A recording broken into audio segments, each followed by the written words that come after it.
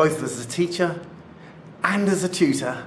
When I'm teaching at school or when I'm tutoring on the internet, I always like to start a lesson with a question. So, as a teacher, I might ask, write on the board a question that you learned last term. A question that everybody can ask.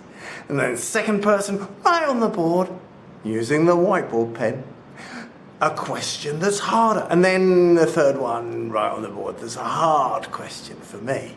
And that gives me a little time to start my lesson.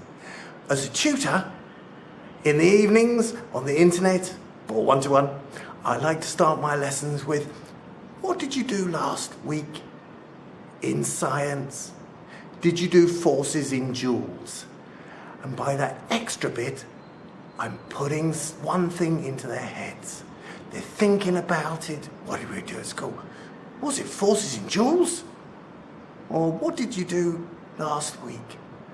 Was it still electricity in copper wires? And so I'm putting one piece of information into their head just at the start of the lesson.